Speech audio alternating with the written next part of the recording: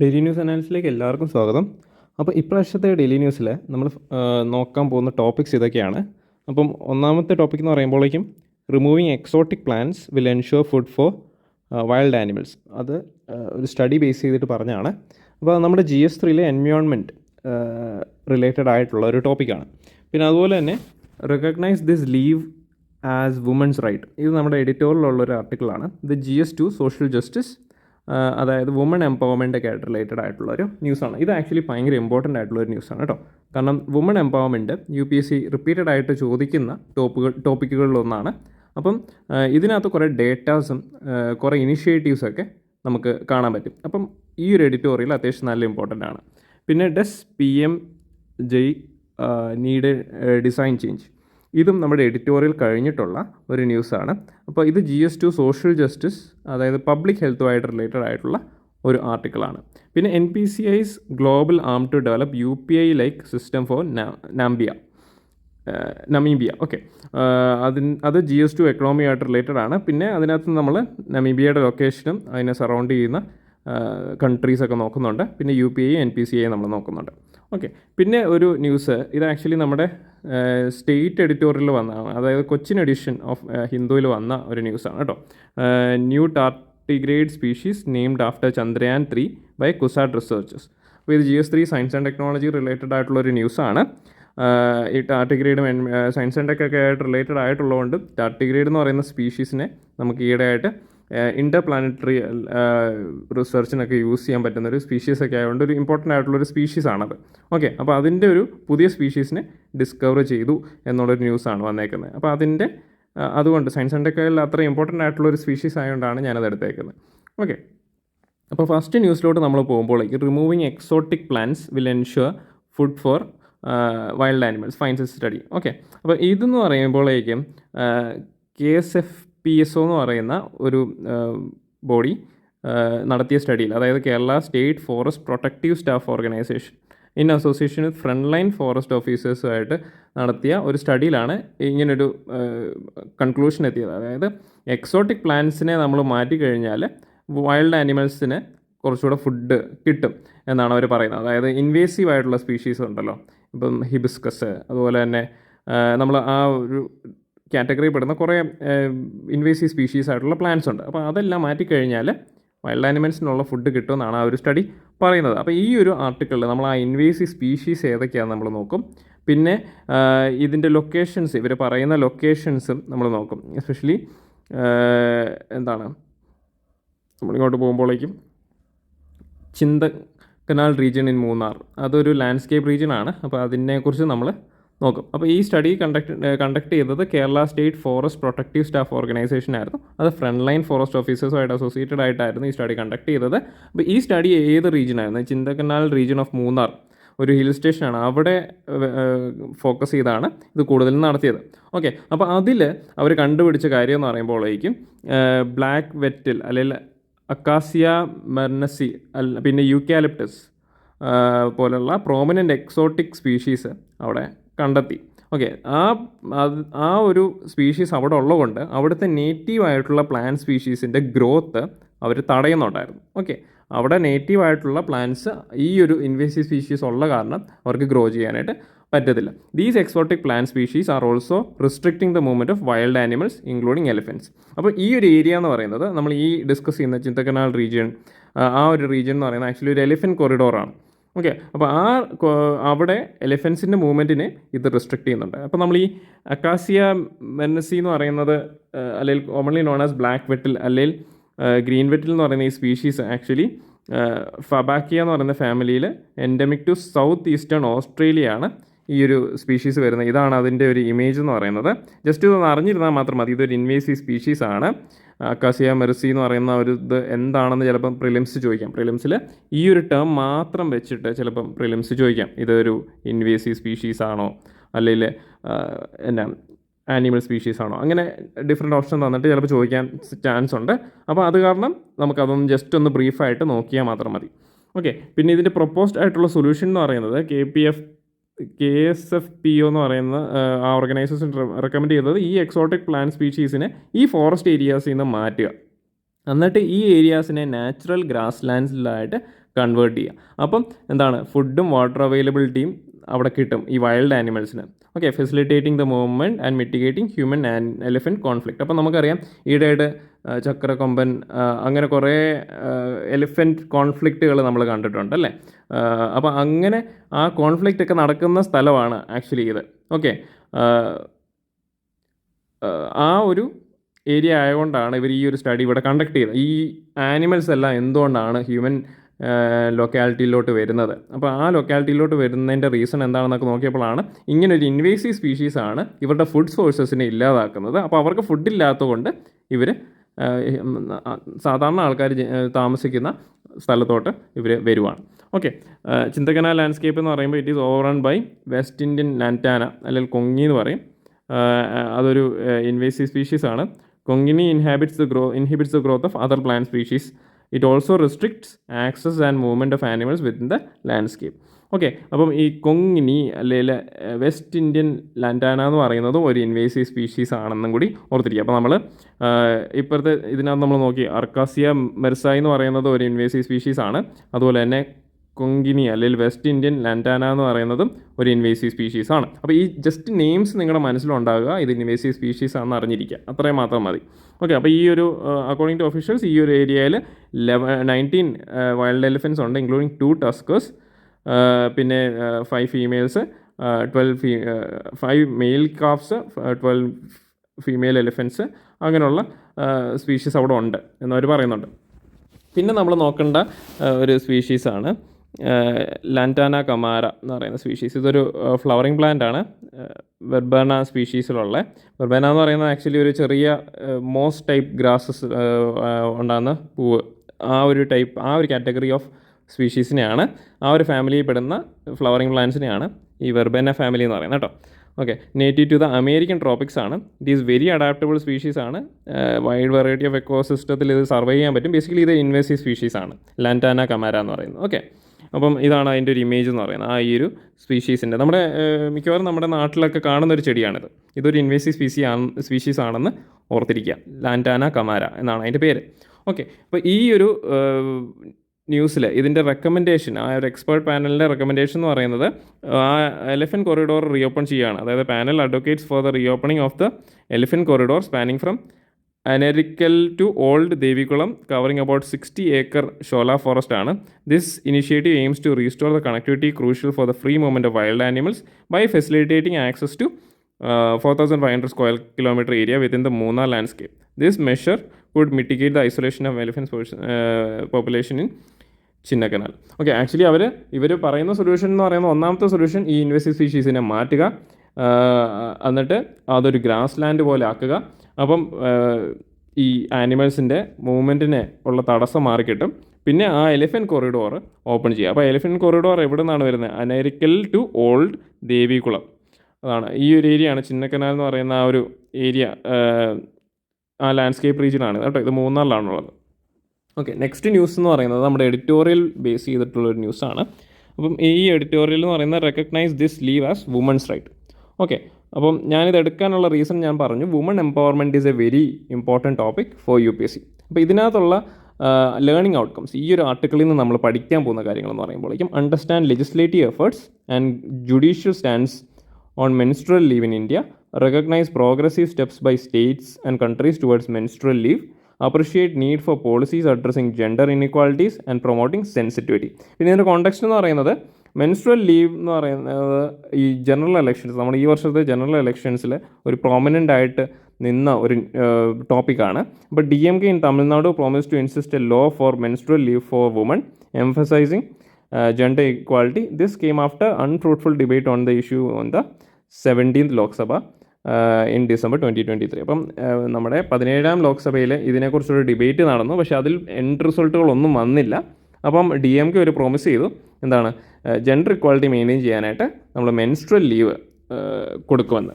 Okay, അപ്പം അതാണ് ആ ബേസ് ചെയ്തിട്ടാണ് ഈ ഒരു എഡിറ്റോറിയൽ വന്നേക്കുന്നത്. അതാണ് അതിൻ്റെ ഒരു കോണ്ടെക്സ്റ്റ് എന്ന് പറയുന്നത്. അപ്പോൾ നമ്മളിതിനകത്ത് നോക്കേണ്ടത് എന്തൊക്കെ ലെജിസ്ലേറ്റീവ് സ്റ്റെപ്പ് എടുത്തിട്ടുണ്ട്, ജുഡീഷ്യറിയുടെ സ്റ്റാൻഡ് എന്താണ്, പിന്നെ ഇൻ്റർനാഷണൽ എന്തൊക്കെ എഫേർട്ട് എടുത്തിട്ടുണ്ട്, ഏതൊക്കെ കൺട്രീസ് ഏതൊക്കെ ഇനിഷ്യേറ്റീവ് എടുത്തിട്ടുണ്ട്, അങ്ങനെയുള്ള മൾട്ടിപ്പിൾ പെർസ്പെക്റ്റീവിൽ നമ്മൾ നോക്കും. അപ്പോൾ ഇത്രയും കാര്യങ്ങൾ ഇതിനകത്തുള്ളതുകൊണ്ടാണ് ഞാൻ പറഞ്ഞ ഈ ഒരു ആർട്ടിക്കിൾ ഇമ്പോർട്ടൻ്റ് ആണ്. അപ്പം നിങ്ങൾക്ക് ഇത് ബേസ് ചെയ്തിട്ട് എന്ത് ക്വസ്റ്റ്യൻ വന്നാലും നിങ്ങൾക്ക് ഇത് സബ്സ്റ്റാൻഷിയേറ്റ് ചെയ്യാനായിട്ടുള്ള ഡേറ്റ ഇവിടെ ഉണ്ട്. ഓക്കെ, അപ്പോൾ ലെജിസ്ലേറ്റീവ് എഫേർട്ട് എന്തൊക്കെയാണ്? പ്രൈവറ്റ് മെമ്പർ ബിൽസ് പാർലമെൻറ്റിൽ ഇൻട്രൊഡ്യൂസ് ചെയ്തിട്ടുണ്ടായിരുന്നു. Right to menstrual hygiene and paid leave bill 2019 by Jothimani, അതൊരു കോൺഗ്രസ് MP ആണ് തമിഴ്നാട്ടിൽ നിന്നുള്ള. Sought to bring menstrual leave under the ambit of women's right and impose penalties for refusal. പിന്നെ menstrual benefit bill 2017 by Ninong Ering, അതും ഒരു Congress MP ആണ് അരുണാചൽ പ്രദേശിൽ നിന്നുള്ള. The women's sexual reproductive and menstrual rights bill 2018 by Shashi Tharoor also aim to introduce menstrual leave. പിന്നെ ഹൈബീഡിൻ്റെ ഒരു bill introduce ചെയ്തായിരുന്നു, right to woman to menstrual leave and free access to menstrual health products bill 2022. Okay, അതാണ് ലെജിസ്ലേറ്റീവായിട്ട് നമ്മൾ എടുത്തേക്കുന്ന എഫേർട്ടുകളുടെ ഒരു ചുരുക്കരൂപം. Okay, ഇതിൽ ജുഡീഷ്യറിയുടെ view point എന്നാൽ ജുഡീഷ്യറിയിൽ ആക്ച്വലി ഒരു പബ്ലിക് ഇൻട്രസ്റ്റ് ലിറ്റിഗേഷൻ വന്നായിരുന്നു, ഇങ്ങനെ ഒരു മെൻസ്ട്രൽ ലീവ് കൊടുക്കണമെന്ന് പറഞ്ഞുകൊണ്ട്. അപ്പോൾ ജുഡീഷ്യറി അതിനെ ആക്ച്വലി തള്ളിക്കളയാണ് ചെയ്തത്. അപ്പോൾ ജുഡീഷ്യറി തള്ളിക്കളയേണ്ട കാര്യം പറഞ്ഞതെന്ന് വെച്ചാൽ, അതിൻ്റെ റീസൺ പറഞ്ഞതെന്ന് വെച്ചാൽ, ഇതൊരു ഗവൺമെൻറ് എടുക്കേണ്ട പോളിസി പരമായിട്ടുള്ള തീരുമാനമാണ്. ഇതൊരിക്കലും ജുഡീഷ്യറിക്ക് നേരിട്ട് എടുക്കാൻ പറ്റുന്ന ഒരു തീരുമാനമല്ല. അപ്പം ഈ കോൺഫ്ലിക്റ്റ് ഓഫ് പവറിൽ ഇത് വരും. ഓക്കെ, അപ്പോൾ അങ്ങനെ വരുന്നതുകൊണ്ട് ജുഡീഷ്യറി പറഞ്ഞ് അങ്ങനെ ചെയ്യാൻ പറ്റത്തില്ല, ഇത് ലെജിസ്ലേറ്റീവ് പരമായിട്ട് ഇത് പോളിസി പരമായിട്ട് നടത്തി ഒരു ലീഗൽ ആയിട്ട് മൂവ് ചെയ്യേണ്ട ഒരു സാധനമാണ്. ഇതിൽ ഒരിക്കലും ജുഡീഷ്യറി എന്ന് പറയുന്ന ബോഡിക്ക് ഒരു സേ ഇല്ല എന്നാണ് അവർ പറഞ്ഞത്. പിന്നെ political manifesto, especially election campaigns അല്ലെങ്കിൽ എലക്ഷൻ നടക്കുന്ന ഒരു ടൈം ആയതുകൊണ്ട് പൊളിറ്റിക്കൽ മാനിഫെസ്റ്റോസിൽ ഈ മെൻസ്ട്രൽ ലീവിനെ കുറിച്ച് പറഞ്ഞിട്ടുണ്ടോന്നാണ്. ഒന്നെന്ന് പറയുന്നത് BJPയുടെ പദയാത്രയിൽ അങ്ങനെ ഒരു മെൻസ്ട്രൽ ലീവിനെ കുറിച്ച് പറയുന്നില്ല. നമ്മൾ ഇത്ര പൊളിറ്റിക്കലായിട്ടൊന്നും പോകുന്നില്ല, ജസ്റ്റ് പറഞ്ഞതെന്നുള്ളൂ. ഈ ആർട്ടിക്കിൾ പറഞ്ഞുകൊണ്ട് പറയുന്നുള്ളൂ. കോൺഗ്രസ് പാർട്ടിയുടെ മാനിഫെസ്റ്റോയിൽ പ്രോമിസ് ചെയ്യുന്നുണ്ട് പെയ്ഡ് മെറ്റേണിറ്റി ലീവ്, പക്ഷേ ഇതെങ്ങനെയാണ് ഇതിനെ അഡ്രസ്സ് ചെയ്യുന്നതെന്നുള്ള കാര്യം അവർ പറയുന്നില്ല. അപ്പോൾ ഇതാണ് ജസ്റ്റ് രണ്ടുപേരുടെയും വ്യൂ പോയിൻറ്റ്. പിന്നെ progressive state and countries. Okay, Kerala has been progressive, allowing period leave for students in 1912 and encouraging use of menstrual hygiene products. Bihar allowed 2-day menstrual leave for government employees in 1992. പിന്നെ several Asian countries ഉണ്ട്, including Japan, Indonesia, South Korea, Taiwan and Vietnam have implemented paid menstrual leave. In Western world, progress have been limited except in Sweden and Spain. Okay, international എഫേർട്ടുകൾ എന്താണ്? International labour organisation അല്ലെങ്കിൽ ILOയുടെ report in 2003 asked nations to recognize menstrual leave. World Health Organization WHO recognized World Menstrual Hygiene Day in May 28 starting in 2014. Okay, ഇപ്പോൾ ഇതിൻ്റെ ഈ ഒരു menstrual leave കൊണ്ടുവരുമ്പോഴേക്കും വുമൻ്റെ ഒരു view point അല്ലെങ്കിൽ അവരുടെ ലൈഫിനെ എങ്ങനെയാണ് ബാധിക്കുന്നത് എന്നാണ് നമ്മൾ നോക്കുന്നത്. Okay, implication for woman workers. Woman labours in Maharashtra's sugar cane fields and agriculture workers in Telangana have been documented to undergo hysterectomies due to lack of menstrual leave. Okay, അപ്പോൾ അവർക്ക് ഈ മെൻസ്ട്രൽ ലീവ് ഇല്ലാത്ത കാരണം അവരുടെ work life, especially physical labour എടുക്കുന്ന ആൾക്കാരാണ്, ഈ ഫാമിലൊക്കെ work ചെയ്യുന്ന ആൾക്കാരെന്ന് പറയുമ്പോഴേക്കും എസ്പെഷ്യലി വുമൺ ആകുമ്പോൾ ഭയങ്കര ഫിസിക്കൽ ലേബർ എടുക്കുന്ന ഒരു കണ്ടീഷനാണ്. എസ്പെഷ്യലി മെൻസ്ട്രൽ സൈക്കിൾ നടക്കുന്ന ഒരു ടൈം ആണെങ്കിൽ അവർക്കത് ഭയങ്കര ബുദ്ധിമുട്ടായിരിക്കും. ഓക്കെ, അപ്പോൾ അവരുടെ ലൈവ്ലിഹുഡ്സിനെ അത് എൻഡേഞ്ചർ ചെയ്യുന്നുണ്ട്. There is A need to recognise menstrual leave in loss governing industrial labour, other establishments and Mahatma Gandhi national rural MG നരേഗ പോലത്തെ സ്കീമിൽ ഇങ്ങനെയുള്ള ലീവുകൾ കൊടുക്കണമെന്നുള്ളത് മാൻഡേറ്ററി ആണ്, എസ്പെഷ്യലി പെയ്ഡ് ലീവ്. പിന്നെ വേ ഫോർവേഡ് എന്ന് പറയുമ്പോഴേക്കും policy solutions addressing gender inequalities and differentiated gender experiences of women due to socio-cultural and biological reasons will ensure equity and bring social change. Discussions on menstruation and instrumentality of public policy in regard to, അതായത് നമ്മുടെ നാട്ടിലൊരു ടാബും ഉണ്ട്, ഈ menstrual cycle എന്ന് പറയുന്നത് actually ഒരു negative view point ആയിട്ടുള്ള കാര്യമാണ്. പക്ഷേ ഇത് ഇറ്റ്സ് ഒരു നാച്ചുറൽ പ്രോസസ്സ്. ഓക്കെ, അപ്പോൾ അത് അണ്ടർസ്റ്റാൻഡ് ചെയ്തിട്ട് അതൊരു ടാബു അല്ല എന്ന് സൊസൈറ്റിയിൽ ഓപ്പൺ ഡിസ്കഷൻസ് ഒക്കെ നടത്തി അങ്ങനെ ഒരു ടാബു നമ്മൾ മാറ്റണം. എന്നിട്ട് ഒരു ജെൻഡർ സെൻസിറ്റീവ് സൊസൈറ്റി നമ്മൾ ഡെവലപ്പ് ചെയ്യണം. Okay, recognition of the menstrual leave issue by political parties during this election season can be a significant step towards achieving this goals. അപ്പം നമുക്കറിയാം ഈ പ്രാവശ്യത്തെ പൊളിറ്റിക്കൽ മാനിഫെസ്റ്റോസിൽ പോലും ആക്ച്വലി മെൻസ്ട്രൽ ലീവ് ഒരു ടോപ്പിക്കായിട്ട് വന്നിട്ടുണ്ട്. അത് ആക്ച്വലി ഒരു വേ ഫോർവേഡാണ് നമ്മുടെ സൊസൈറ്റി മാറുന്നതിനും ഈ ചിന്തകളെല്ലാം മാറുന്നതിൻ്റെ ഒരു പെർഫെക്റ്റ് എക്സാമ്പിൾ ആണെന്നാണ് ആർട്ടിക്കിൾ പറയുന്നത്. ഓക്കെ, അപ്പോൾ നെക്സ്റ്റ് ന്യൂസ് എന്ന് പറയുന്നത് നമ്മുടെ ആയുഷ്മാൻ ഭാരത് റിലേറ്റഡ് ആയിട്ടുള്ളൊരു ന്യൂസാണ്. ഓക്കെ, അപ്പോൾ ഇതിൻ്റെ ഡിസൈൻ ഫ്ലോസിനെ കുറിച്ചാണ് ഈ ഒരു ഓത്തർ പറയുന്നത്. അതായത് ഈ ആയുഷ്മാൻ ഭാരത് എന്ന് പറയുന്ന ഒരു യൂണിവേഴ്സൽ ഹെൽത്ത് കെയർ പ്രോഗ്രാമായിട്ട് ഗവൺമെൻറ് ഇൻട്രൊഡ്യൂസ് ചെയ്തതാണ്. അതായത് പ്രധാനമന്ത്രി ജൻ ആരോഗ്യ യോജന എന്ന് പറയുന്നത് ഒരു യൂണിവേഴ്സൽ ഹെൽത്ത് പ്രോഗ്രാമായിട്ട് എല്ലാവർക്കും ആക്സസ് ചെയ്യാൻ പറ്റുന്ന രീതിയിൽ തുടങ്ങിയ ഒരു സ്കീമാണ്. പക്ഷേ അതിൽ കുറേ ഫോൾട്ടുകളുണ്ട്. ആ ഫോൾട്ടുകളെക്കുറിച്ചും ഇതിനെ എന്തെങ്കിലും നമുക്കിനി എങ്ങനെ ഇമ്പ്രൂവ് ചെയ്യാം എന്നൊക്കെ രീതിയിലാണ് ഇവർ ഈ ഒരു ആർട്ടിക്കിൾ എഴുതിയേക്കുന്നത്. Okay, Ayushman Bharat, the government's flagship program launched in 2018 aims to achieve universal health coverage. അപ്പം through two components, health and wellness centers and Pradhan Mantri Jan Arogya Yojana. Okay, Jan Arogya Yojana provides a health cover of 5 lakhs per family per year for secondary and tertiary care hospitalization to over 12 crore families ആണ്.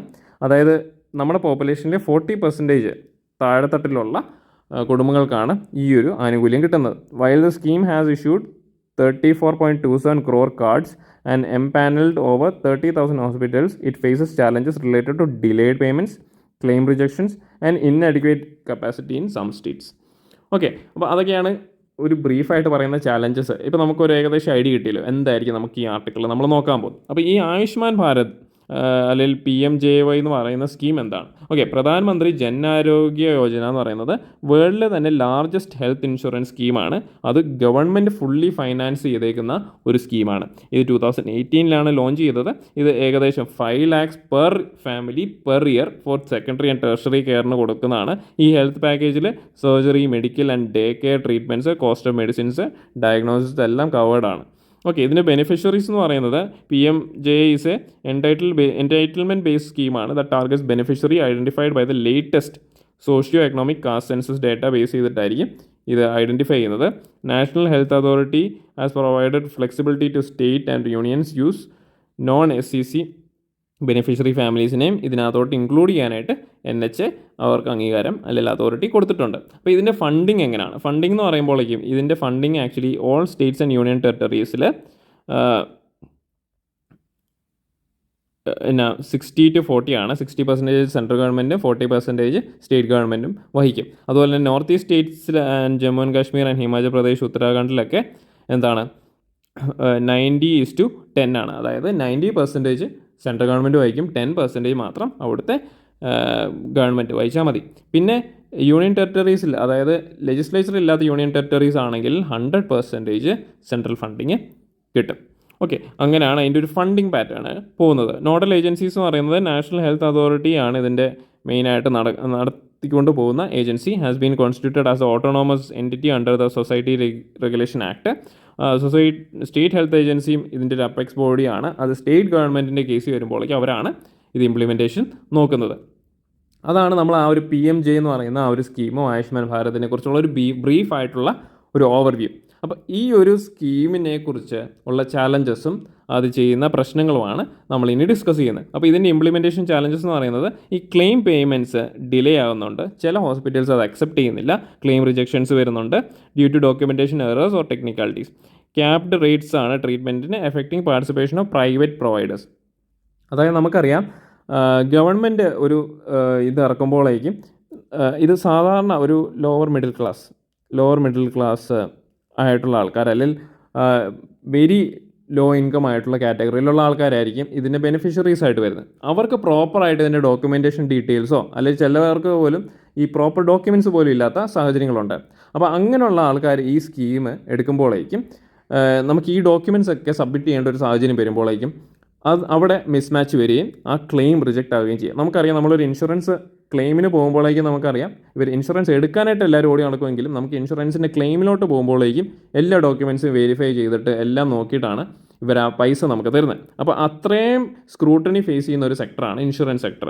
അപ്പോൾ ഒരു സാധാരണ ആൾക്കാരന് ഇങ്ങനൊരു സ്കീമിൽ accessibility ഭയങ്കര കുറവാണ്. കാരണം അതാണ് ഇവർ പറഞ്ഞ claim rejections due to documentation errors and technicalities ഭയങ്കര കൂടുതലാണ്. Insufficient empanelled hospitals and capacity constrain in some states. അപ്പോൾ നമുക്കറിയാം UP അല്ലെങ്കിൽ ബീഹാർ, ജാർഖണ്ഡ് അങ്ങനെയുള്ള UP പോട്ടെ, ബീഹാർ, ജാർഖണ്ഡ് ആ ഒരു റീജിയനിലുള്ള സ്റ്റേറ്റ്സ് എന്ന് പറയുന്നത് ലോ ഇൻകം സ്റ്റേറ്റ്സ് ആണ്. അവിടെയുള്ള ഹെൽത്ത് കെയർ ഫെസിലിറ്റീസ് ഭയങ്കര പുവറാണ്. ഓക്കെ, അപ്പോൾ നമ്മുടെ കേരളത്തിലെ പോലത്തെ ഹെൽത്ത് കെയർ ഫെസിലിറ്റീസ് ഒന്നും എല്ലാ സ്റ്റേറ്റ്സിലും ഇല്ല. അപ്പോൾ അങ്ങനെയുള്ള സ്റ്റേറ്റുകളിൽ എല്ലാ ഹോസ്പിറ്റലുകളിലൊന്നും ഈ സ്കീം ആക്സസ് ചെയ്യാൻ പറ്റത്തില്ല. എസ്പെഷ്യലി ജനറൽ ഹോസ്പിറ്റലുകളിലൊന്നും ഇങ്ങനത്തെ സ്കീം ആക്സസ് ചെയ്യാൻ പറ്റത്തില്ല. ഒന്നാമത്തെ കാരണം അവിടെ ജനറൽ ഹോസ്പിറ്റലിൽ പ്രോപ്പർ ഫംഗ്ഷൻ ആയി നടത്തുന്ന ഒരു സ്ഥലമായിരിക്കത്തില്ല. പിന്നെ പ്രൈവറ്റ് പ്രൊവൈഡേഴ്സ് ഇങ്ങനൊരു സ്കീമിന് അവർ മുതിരത്തില്ല. കാരണം എന്താണ്, ഇതിന് ക്ലെയിം വാങ്ങിച്ചിട്ട് പൈസ വാങ്ങിക്കണം, ഗവൺമെൻറ്റിൻ്റെ പുറകെ നടക്കണം, അങ്ങനെയുള്ള റെഡ് ടേപ്പീസും ഉള്ള കാരണം പ്രൈവറ്റ് പ്ലേയേഴ്സും ഇതിനകത്ത് വരത്തില്ല. അപ്പോൾ skew distribution of hospitals within states, disparities in governance processes and performance across states. Okay, role of public and private sectors, perception of both services driving higher demand for private hospitals. അതായത് നമുക്കൊരു common തോട്ടുണ്ട്, private hospitals are better than public hospitals. അപ്പം services better ആണ് private സെക്ടറിൽ എന്നുള്ളൊരു തോന്നൽ കാരണവും, അതുപോലെ തന്നെ മോസ്റ്റ് സ്റ്റേറ്റ്സിലും പ്രൈവറ്റ് ഹോസ്പിറ്റൽസ് ആയിരിക്കും ബെറ്റർ ദാൻ ജനറൽ ഹോസ്പിറ്റൽസ്. അപ്പോൾ അങ്ങനെ ഒരു നീഷ് ഉള്ളതുകൊണ്ട് പ്രൈവറ്റ് ഹോസ്പിറ്റൽസിൽ ഫെസിലിറ്റീസ് കൂടുതലാണ്, അവർക്ക് അവരിലോട്ടാണ് കൂടുതൽ ആൾക്കാരും പോകുന്നത്. അപ്പം ചില പ്രൈവറ്റ് ഹോസ്പിറ്റൽസിൽ മാത്രമായിരിക്കും ഇങ്ങനെയുള്ള സ്കീമുകൾക്ക് ആക്സസിബിലിറ്റി കിട്ടുന്നത്. അപ്പോൾ എല്ലാവർക്കും ഇത് ആക്സസ് ചെയ്യാൻ പറ്റുന്നില്ല. Over burdening of private hospitals due to under performance of public sector, need for strengthening and improving quality of public health care services. Okay, പിന്നെ out patient care, diagnosis and drugs. Okay, ഇത് സിമ്പിളായിട്ട് പറയുവാണെങ്കിൽ നമുക്കിപ്പം ഈ cancer care സെൻറ്റേഴ്സിലൊക്കെ നമ്മൾ പോവുകയാണെങ്കിൽ നമുക്ക് ഈ ക്യാൻസർ കെയർ ട്രീറ്റ്മെൻറ്റിനും അതുപോലെ ട്രീറ്റ്മെൻറ്റിനൊക്കെ നമുക്ക് ഗവൺമെൻറ്റിൻ്റെ ഫണ്ടിങ് കിട്ടും. ഇതുപോലുള്ള സ്കീമുകളിൽ നമുക്ക് പൈസ കിട്ടും. ഓക്കെ, അത് ചിലപ്പോൾ നമുക്ക് 2 lakhs ഒക്കെ ആ ഒരു ട്രീറ്റ്മെൻറ്റിൻ്റെ ടോട്ടൽ കോസ്റ്റ് ഗവൺമെൻറ് നമുക്ക് വഹിക്കും. പക്ഷേ ഇതിലൊരു പ്രശ്നം എന്താണെന്ന് വെച്ചാൽ, ഇപ്പോൾ അവിടെ വരുന്ന ആൾക്കാരെന്ന് പറയുമ്പോൾ ഞാൻ പറയുന്നത് പോലെ പുവർ ബാക്ക്ഗ്രൗണ്ട്, ഈ ഒരു scheme actually 40% of the lowest income category വരുന്ന പോപ്പുലേഷനിൽ വരുന്ന ആൾക്കാർക്ക് എയിം ചെയ്തിട്ടുള്ളൊരു സ്കീമാണ്. അപ്പോൾ അങ്ങനെയുള്ള ആൾക്കാർക്ക് ട്രീറ്റ്മെൻറ്റ് അഫോർഡ് ചെയ്യാൻ പറ്റുമെങ്കിലും ഈ സ്കീം കാരണം അവർക്ക് ഇപ്പം അവിടെ റൂം എടുക്കണമെങ്കിൽ, അവർക്കിപ്പം കീമോ ചെയ്യുന്ന ആൾക്കാരാണെങ്കിൽ അവർക്ക് കണ്ടിന്യൂസ് ആയിട്ട് 2-3 weeks റൂം എടുക്കണം. അപ്പോൾ അതിന് ഉള്ള ചിലവ് ഇവരുടെ കാണത്തില്ല. പിന്നെ ഈ പേഷ്യൻസിനെ ട്രാൻസ്പോർട്ട് ചെയ്യാനായിട്ടുള്ള കോസ്റ്റ് ഉണ്ട് അല്ലേ. അപ്പോൾ ട്രാൻസ്പോർട്ട് ചെയ്യാനായിട്ടുള്ള കോസ്റ്റ്, അതുപോലെ തന്നെ റൂം റെൻറ്റുകൾ, അങ്ങനെയുള്ള സാഹചര്യങ്ങളൊന്നും ഇവർക്ക് ആക്സസ് ചെയ്യാൻ പറ്റത്തില്ല. ഓക്കെ, അതാണ് ഔട്ട് ഓഫ് ദ പോക്കറ്റ് എക്സ്പെൻഡിച്ചറാണ് ഇന്ത്യയുടെ കേസിൽ വരുന്നത്. അതായത് ഈ കവറേജ് എന്ന് പറയുന്ന ആ ഒരു ട്രീറ്റ്മെൻറ്റിന് വേണ്ടി മാത്രമാണ് ഈ സ്കീമിൽ വരുന്നത്. പിന്നെ state initiatives like Tamil Nadu and Rajasthan providing free medicines and universal health care ഉണ്ട്. ബാക്കിയുള്ള ഹെൽത്ത് കെയർ കോസ്റ്റുകളിലോട്ട് ഞാൻ പറഞ്ഞ പോലെയുള്ള ട്രാൻസ്പോർട്ടേഷന്, ഇപ്പോൾ ബൈസ്റ്റാൻഡറിൻ്റെ ഇതിന് വേണ്ടിയിട്ടുള്ള റെൻറ്റ്, അങ്ങനെയുള്ള കാര്യങ്ങൾക്കിലോട്ടും ഇത് എക്സ്പാൻഡ് ചെയ്യണമെന്നുള്ളൊരു ഡിബേറ്റ് നടക്കുന്നുണ്ട്. അപ്പം ഈ ഒരു യൂണിവേഴ്സൽ ഹെൽത്ത് കെയറിലോട്ട് നമ്മൾ എങ്ങനെയാണ് എത്തുന്നത്? എക്സ്പ്ലോറിങ് ഇൻഷുറൻസ് മോഡൽ ഇപ്പോൾ purchase provide split for public സെക്ടറിലോട്ടുള്ള ഒരു ഇൻഫ്രാസ്ട്രക്ചർ ഡെവലപ്മെൻറ്റ് കൊണ്ടുവരണം. Integrating multiple government health care expenditure pools for efficient allocation കൊണ്ടുവരണം. പിന്നെ focusing on non price mechanism to influence provider behaviour and patient choice, strengthening public health system to reduce reliance on private sector. നമ്മൾ ആദ്യം പറഞ്ഞ പ്രോബ്ലംസിൻ്റെ എല്ലാം solutions ആണ് നമ്മൾ universal health care കവറേജിലോട്ട് നമ്മൾ എത്തിക്കുന്നത്. അപ്പോൾ ഇതിൻ്റെ വേ ഫോർവേഡ് എന്ന് പറയുന്നത് involves A comprehensive evaluation, adapting A holistic approach, ensuring alternative models, striking a balance between public and private sectors, enhancing governance processes and fostering collaboration among states. ഇപ്പം ഇവർ പറയുന്ന ഒരു കാര്യം എന്ന് പറയുന്നത്, ഈ ഒരു പബ്ലിക് ഹെൽത്ത് കെയർ സെക്ടറിൽ നമുക്ക് സ്റ്റേറ്റ്സിൻ്റെ കൊളാബറേഷൻ കൊണ്ടാണ്. അതായത് ഒരു സിംഗിൾ സ്റ്റേറ്റ്സിന്, ഞാൻ പറഞ്ഞ പോലെ ഈ പുവർ ആയിട്ടുള്ള നിൽക്കുന്ന സ്റ്റേറ്റുകൾക്കൊന്നും ഈ public infrastructure, health care infrastructure പെട്ടെന്ന് ഡെവലപ്പ് ചെയ്യാൻ പറ്റത്തില്ല. അവിടെ ഡിഫറെൻറ്റ് സ്റ്റേറ്റ്സുമായിട്ടുള്ള കൊളാബറേഷൻസ് ഭയങ്കര ഇമ്പോർട്ടൻ്റ് ആണ്. അങ്ങനെ കൊളാബറേഷൻസ് കൊണ്ടുവന്ന് അവരുടെ ഇൻഫ്രാസ്ട്രക്ചറിനെ ഡെവലപ്പ് ചെയ്ത് വരുമ്പോഴേക്കും ഈ താഴെത്തട്ട് നിൽക്കുന്ന ആൾക്കാർക്കും ഈ ഫെസിലിറ്റീസ് എല്ലാം ആക്സസ് ചെയ്യാൻ പറ്റും. ഓക്കെ, അങ്ങനെയാണ് ഇതിനൊരു വേ ഫോർവേഡ് നമുക്ക് പറയാൻ പറ്റുന്നത്. ഓക്കെ, നെക്സ്റ്റ് ന്യൂസ് എന്ന് പറയുന്നത് നമ്മൾ NPCI's global aim to develop UPI like system for Namibia. Okay, അപ്പം ഇതിനകത്ത് നമ്മൾ നോക്കാൻ പോകുന്നത്, ഇതാണ് ഇതിൻ്റെ കോണ്ടെക്സ്റ്റ്. ഓക്കെ, ഇതിനകത്ത് നമ്മൾ നോക്കാൻ പോകുന്നത് NPCI എന്താണെന്ന് നോക്കും, പിന്നെ UPI അല്ലെങ്കിൽ യൂണിഫൈഡ് പേയ്മെൻറ്റ്സ് ഇൻ്റർഫേസ് എന്താണെന്ന് നോക്കും, പിന്നെ നമീബിയയുടെ ലൊക്കേഷനും നമ്മൾ നോക്കും. ഓക്കെ, അപ്പോൾ ഇതിൽ ആദ്യം നോക്കാൻ പോകുന്നത് UPI ആണ്, യൂണിഫൈഡ് പേയ്മെൻറ്റ്സ് ഇൻ്റർഫേസ് ആണ്. ഇതൊരു മൊബൈൽ ബേസ്ഡ് പേയ്മെൻറ്റ് സിസ്റ്റം ആണ് that allows instant transfer of money between 2 bank accounts by using a smart phone. ഇത് April 2016 ലോഞ്ച് ചെയ്തത്. പിന്നെ ഇതിൻ്റെ ഒരു കീ ഫീച്ചേഴ്സ് എന്ന് പറയുന്നത് സീംലെസ് മണി ട്രാൻസ്ഫർ ആണ്, enables direct bank to merchant payments online, eliminating the need for credit card, അല്ലെങ്കിൽ net banking പാസ്വേഡ്സിൻ്റെ ആവശ്യമൊന്നുമില്ല. പിന്നെ പിയർ ടു പിയർ പേയ്മെൻറ്റ്സ് നടക്കും. UPI facilities, peer to peer collection request for convenient payments, പിന്നെ linking over draft ആയിട്ടുള്ള അക്കൗണ്ടുകൾ link ചെയ്യാനായിട്ട് പറ്റും. വൺ ടൈം മാൻഡേറ്റ് ആണ്. അതായത് എസ്പെഷ്യലി നമ്മളിപ്പം IPOs അപ്ലൈ ചെയ്യുവാണ്, അല്ലെങ്കിൽ SIPs അപ്ലൈ ചെയ്യുവാണ്. SIPs ഒക്കെ അപ്ലൈ ചെയ്യുമ്പോഴേക്കും കണ്ടിന്യൂസ് ആയിട്ട് ഓരോ മന്തിലും നമുക്ക് SIPs പോകും അല്ലേ. അപ്പോൾ അങ്ങനെ വരുമ്പോഴേക്കും ഒരു സിംഗിൾ മാൻഡേറ്റിൽ ഇതിനുള്ള പെർമിഷൻ നമുക്ക് കൊടുക്കാൻ പറ്റും. പിന്നെ ഇൻവോയ്സ് വെരിഫിക്കേഷൻ ചെയ്യാൻ പറ്റും. സൈൻഡ് ഇൻറ്റൻറ്റ് ആൻഡ് QR അങ്ങനത്തെ കാര്യങ്ങൾ നമുക്കറിയാം. ഓരോരുത്തർക്ക് ഓരോ ലോഗിൻ ഡീറ്റെയിൽസ് ഒക്കെ ഉണ്ട്. അങ്ങനത്തെ കാര്യങ്ങൾ ഇതിനകത്ത് കവേർഡ് ആവും. അപ്പോൾ ഇതിനകത്ത് നമ്മൾ NPCI പോകുന്നതിന് മുമ്പേ കഴിഞ്ഞ വർഷം നമുക്ക് NPCI ഭയങ്കര ഇമ്പോർട്ടൻ്റ് ആയിരുന്നു. UPI ലൈറ്റ് പോലത്തെ കാര്യങ്ങൾ, UPI 1, 2, 3 അങ്ങനെയുള്ള ഡിഫറെൻറ്റ് പ്രോഡക്ട്സ് UPI ഇറക്കിയ ഒരു ടൈമായിരുന്നു, അല്ലെ NPCI ഇറക്കിയ ഒരു ടൈമായിരുന്നു കഴിഞ്ഞ പ്രിലിംസിൻ്റെ ടൈം. ഓക്കെ, അപ്പോൾ NPCIയുടെ വെബ്സൈറ്റിൽ നിങ്ങൾ പോവുകയാണെങ്കിൽ ആക്ച്വലി ഭയങ്കര ബ്യൂട്ടിഫുള്ളി ഡിസൈൻഡ് ആയിട്ടുള്ള ഒരു വെബ്സൈറ്റാണ് NPCIയുടെ വെബ്സൈറ്റ്. അപ്പോൾ അവരുടെ പ്രോഡക്ട്സ് കാറ്റഗറിയിൽ ഇതുപോലുള്ള കുറേ പ്രോഡക്ട്സ് ഇവിടെയുണ്ട്. അപ്പം ആ പ്രോഡക്ട്സ് നിങ്ങൾ നോക്കണം. അപ്പോൾ ഈ പ്രോഡക്ട്സ് നോക്കുമ്പോഴേക്ക് നിങ്ങൾക്ക് ഒരു ഏകദേശം ഐഡിയ കിട്ടും. നിങ്ങൾക്ക് റുപ്പേ ഇവരുടെ പ്രോഡക്റ്റാണ്, UPI ലൈറ്റ് ഞാൻ പറഞ്ഞ പോലെ ഇവരുടെ പ്രോഡക്റ്റാണ്. അതുപോലെ നമ്മൾ കേൾക്കാത്ത കുറേ പ്രോഡക്ട്സ് ഒക്കെ ഇതിനകത്തുണ്ട്. അപ്പോൾ നമുക്ക് ഇത് ബേസ് ചെയ്തിട്ട് ചിലപ്പോൾ പ്രിലിംസിൽ ചോദ്യങ്ങൾ വന്നു കഴിഞ്ഞാൽ നിങ്ങൾക്കത് ടാക്കിൾ ചെയ്യാനായിട്ട് പറ്റും. ഓക്കെ, അപ്പോൾ നമ്മൾ NPCI എന്താ നോക്കുവാണ്, national payments corporation of India. ഇപ്പം പ്രോഡക്ട്സ് നോക്കുന്നത് നിങ്ങൾക്ക് ഒരു അസൈൻമെൻ്റ് ആയിട്ട് ഞാൻ തരുന്നതാണ് കേട്ടോ. അതൊന്ന് നോക്കണം, അത് ഇമ്പോർട്ടൻ്റ് ആണ്. പിന്നെ NPCI is an umbrella organisation for operating retail payments and settlement systems in India. It is an initiative of the Reserve Bank of India and the Indian Banks Association under the Payments and Settlement System Act 2007. ഇതിൻ്റെ key points എന്ന് പറയുന്നത് non profit കമ്പനിയാണിത്. Okay, പിന്നെ ഇത് promoter banks എന്ന് പറയുമ്പോഴേക്കും 10 crore promoter banks includes എന്താണ് state bank of India, Punjab national bank, Canara bank, അതായത് public sector PSUs എല്ലാം ഇതിനകത്ത് വരും. ICICI bank, HDFC bank, HSBC ഒക്കെ വരും. ബോർഡ് ബേസ്ഡ് ഷെയർ ഹോൾഡിംഗ് ആണ് 56 മെമ്പർ ബാങ്ക്സിൻ്റെ. പിന്നെ റോൾ എന്ന് പറയുന്നത് NPCI plays a crucial role in developing and operating retail payment systems, promoting digital transactions and enhancing financial inclusion in India. Okay, നമ്മളിപ്പോൾ ഈ ഒരു NPCI UPI ഇറക്കിക്കൊണ്ടാണ് നമ്മളിപ്പോൾ ക്യാഷ്ലെസ് എക്കണോമിയിലോട്ട് നമ്മൾ മാറിയത്. നമുക്കെന്താണ് ഇപ്പം ഗവൺമെൻറ്റിന് പൈസ ഡിസ്ട്രിബ്യൂട്ട് ചെയ്യണം, അല്ലെങ്കിൽ ഫൈനാൻഷ്യൽ ഇൻക്ലൂഷൻ കൊണ്ടുവരണമെങ്കിൽ നമുക്ക് ഡയറക്റ്റായിട്ട് ഗവൺമെൻറ്റിന് പൈസ ട്രാൻസ്ഫർ ചെയ്യാനായിട്ടുള്ളൊരു മെത്തഡോളജി അവർ ഡെവലപ്പ് ചെയ്തിട്ടുണ്ട് അല്ലേ. അപ്പോൾ അങ്ങനെയുള്ള ചേഞ്ചസ് കൊണ്ടുവന്നൊരു സിസ്റ്റമാണ്. അപ്പം നമീബിയ എന്ന് പറയുന്ന കൺട്രിയുടെ ലൊക്കേഷനും അതിനെ സറൗണ്ട് ചെയ്യുന്ന കൺട്രീസും നമ്മൾ നോക്കണം. അപ്പോൾ ഇത് ആഫ്രിക്കയിലുള്ള ഒരു കൺട്രിയാണ്. അപ്പം ഇതിൻ്റെ ബോർഡർ ചെയ്യുന്ന കൺട്രീസ് എന്ന് പറയുന്നത് സൗത്ത് ആഫ്രിക്കയുണ്ട്, ബോട്സ്വാനയുണ്ട്. ഇതിന് ഇച്ചിരി ഒരു എക്സ്റ്റൻഷനുണ്ട്. ഓക്കെ, എക്സ്റ്റൻഷൻ ഉള്ളതുകൊണ്ടാണ് ഇച്ചിരി കൺഫ്യൂഷൻ വരുന്നത്. സിംബാബ്വെ, പിന്നെ സാംബിയ, പിന്നെ അങ്കോള. അപ്പോൾ ഈ 5 കൺട്രീസാണ് ഇതിനെ ബോർഡർ ചെയ്യുന്നതെന്ന് കൂടി ഓർത്തിരിക്കാം. ഓക്കെ, പിന്നെ ലാസ്റ്റ് ന്യൂസ് എന്ന് പറയുന്നത് new tardigrade species named after Chandrayaan 3 by CUSAT researchers. ഇത് ഞാൻ പറഞ്ഞു, ഇത് നമ്മുടെ റീജിയണൽ ന്യൂസ് പേപ്പറിൽ വന്നൊരു ന്യൂസാണ്. പിന്നെ ടാർട്ടിഗ്രേഡ് എന്ന് പറയുന്ന ഒരു ടാർട്ടിഗ്രേഡ് സ്പീഷീസ് എന്ന് പറയുന്നത് ആക്ച്വലി ഭയങ്കര ഡ്യൂറബിലിറ്റി ഉള്ള ഒരു സ്പീഷീസാണ്. അതായത് ഈ സ്പീഷീസിനെ നമ്മൾ എവിടെ കൊണ്ടിട്ടാലും ഇതൊരു ഹൈബർനേഷൻ സ്റ്റേജിലോട്ട് പോകും. എന്നിട്ട് അതിന് സ്യൂട്ടബിൾ ആയിട്ടുള്ളൊരു ക്ലൈമാറ്റിക് കണ്ടീഷനോ അല്ലെങ്കിൽ അതിനെ പറ്റിയൊരു എൻവയോൺമെൻറ്റിലോട്ട് വരുമ്പോഴേക്കും ആദ്യം നമ്മൾ വിചാരിക്കും അതിന് വൈറ്റൽസ് ഒന്നുമില്ല, ഇത് ഡെഡായെന്ന് വിചാരിക്കും. പിന്നെ ഇതിനൊരു കംഫർട്ടബിൾ ആയിട്ടുള്ള ഇതിനകത്തോട്ട് വരുമ്പോൾ, ഒരു ക്ലൈമാറ്റിക് കണ്ടീഷനിലോട്ട് വരുമ്പോഴേക്കും അത് പിന്നെ റിവൈവ് ചെയ്തിട്ട് അതിൻ്റെ ലൈഫ് വെക്കും. അങ്ങനെയാണ് ഈ ഒരു ടാർട്ടിഗ്രേഡ് എന്ന് പറയുന്ന സ്പീഷീസ് ചെയ്യുന്നത്, അതിൻ്റെ ഒരു ഫങ്ഷൻ ചെയ്യുന്നത്. അപ്പം ഈ ടാർട്ടിഗ്രേഡിനെ ആക്ച്വലി സ്പേസ് എക്സ്പ്ലോറേഷൻ, അതായത് ഇപ്പം ഇൻ്റർപ്ലാനറ്ററി എക്സ്പ്ലോറേഷനൊക്കെ ചെയ്യുവാണെങ്കിൽ ഈ ഒരു ടാർട്ടിഗ്രേഡിനെ നമുക്ക് കൊണ്ടുപോകാം. എന്നിട്ട് അതിനെ ഇപ്പോൾ റോക്കറ്റ് കയറ്റി വിടുവാണെങ്കിൽ അത് അവിടെ സർവേ ചെയ്യും, സ്പേസ് സർവേ ചെയ്യും. അങ്ങനെയുള്ള ടെസ്റ്റുകളൊക്കെ നടത്തിക്കൊണ്ടിരിക്കുന്ന ഒരു കാലമാണ്. കാരണം ഹ്യൂമൻസിനെക്കാട്ടിലും കുറച്ചുകൂടെ ഒരു ഡ്യൂറബിൾ കപ്പാസിറ്റിയും അങ്ങനത്തെ കാര്യങ്ങളും ഈ ഒരു ആനിമലിനുണ്ട്. ഓക്കെ, ഇത് ഭയങ്കര ചെറിയൊരു ആനിമലാണ്, ഭയങ്കര മൈക്രോസ്കോപ്പിക് ആയിട്ടുള്ള ഒരു ആനിമലാണ് കേട്ടോ.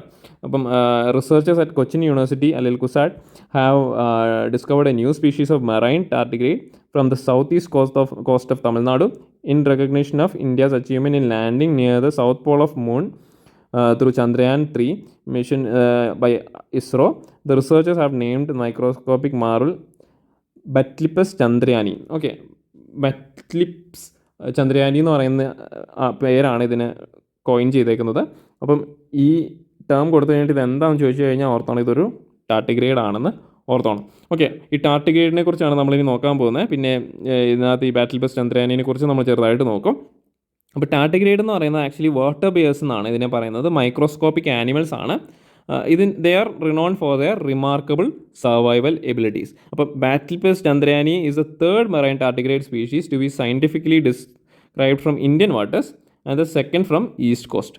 Okay, this discovery hold significance as marine tardigrades എന്ന് പറയുന്നത് 70% മാത്രമേ ടാർട്ടിഗ്രേഡ് പോപ്പുലേഷൻ നമ്മൾ അക്കൗണ്ട് ചെയ്യാൻ പറ്റത്തുള്ളൂ വേൾഡ് വൈഡ് സ്പീഷീസിൽ. ഓക്കെ, അപ്പോൾ ആ സ്പീഷീസിൽ നമ്മൾ ഇന്ത്യയിൽ നിന്ന് ഒരു ടാർട്ടിഗ്രേഡ് സ്പീഷീസിനെ നമുക്ക് കിട്ടി എന്നുള്ളതാണ്. Okay, new species have been found ഇൻ്റർടൈഡൽ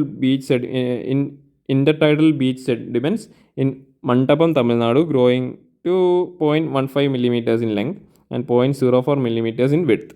okay, ഇതിൻ്റെ ഒരു ഫീച്ചേഴ്സ് എന്ന് പറയുന്നത് ട്രെബിസോയിഡ് ഷേപ്ഡ് ഹെഡാണ്, 4 pairs of legs with sharp tipped sensory spines and similar morphology and size between sexes ആണ്. പിന്നെ ബാറ്റിലിപ്സ് ചന്ദ്രയാനി എന്ന് പറയുന്നത് 39 സ്പീഷീസാണ് ഈ ഒരു ജനസ് ബാറ്റിലിപ്സിലുള്ളത്. ഓക്കെ, അപ്പം പ്രീവിയസ്ലിയും കുസാട്ടിയും ഒരു ടാർട്ടിഗ്രേഡ് സ്പീഷീസിനെ സൗത്ത് വെസ്റ്റ് കോസ്റ്റിൽ നിന്ന് കണ്ടുപിടിച്ചിട്ടുണ്ടായിരുന്നു. അത് സെർഗിക്കസ് സ്റ്റെർഗിറ്റസ് കെർലാനിസും പിന്നെ 2023 കണ്ടുപിടിച്ചത് ബാറ്റിലിപ്പസ് കലമി എന്നാണ്. ഓക്കെ, അപ്പോൾ ഈ 3 സ്പീഷീസാണ് കണ്ടുപിടിച്ചിട്ടുള്ളത്. ഓക്കെ, അപ്പം നമ്മൾ ഒരു പ്രിലിംസ് ക്വസ്റ്റ്യനും കൂടി നമ്മൾ നോക്കുന്നുണ്ട്. അപ്പോൾ ഇത് ആക്ച്വലി ടാർട്ടിഗ്രേഡ് ബേസ് ചെയ്തിട്ടുള്ളൊരു ക്വസ്റ്റ്യൻ ആണ് കേട്ടോ.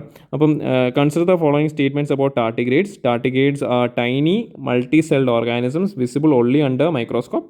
ടാർട്ടിഗ്രേഡ്സ് are found everywhere on earth except Arctic region. പിന്നെ tardigrades have the ability to enter a state of suspended animation called cryptobiosis which allows them to survive extreme conditions. Which of the following options correctly identify the true statements among the 3 given above? Okay, first എന്ന് പറയുന്നത് 1 and 2 കറക്റ്റാണ്, 2 and 3 കറക്റ്റാണ്, 1 and 3 കറക്റ്റാണ്, പിന്നെ all of the above. ഇതിൽ ഏതാണ് correct answer എന്ന് നിങ്ങൾക്ക് നമ്മുടെ കമൻറ്റ് സെക്ഷനിൽ പോസ്റ്റ് ചെയ്യാവുന്നതാണ്. ഓക്കെ, അപ്പം ഇതായിരുന്നു ഇപ്രാവശ്യത്തെ DNA അനാലിസിസ്. ഇച്ചിലൂടെ ഭയങ്കര ലെങ്തി ആയിപ്പോയി, കാരണം നമുക്ക് കുറേ ഡേറ്റാ ബേസ്ഡ് ആയിട്ടും ഭയങ്കര ഡ്രൈ ആയിട്ടുള്ള കുറച്ച് ന്യൂസ് ഉണ്ടായിരുന്നു. അപ്പം നിങ്ങൾക്കെല്ലാം മനസ്സിലായെന്ന് ഞാൻ വിചാരിക്കുന്നു. ഇനി അടുത്ത പ്രാവശ്യം കാണാം. നന്ദി, നമസ്കാരം.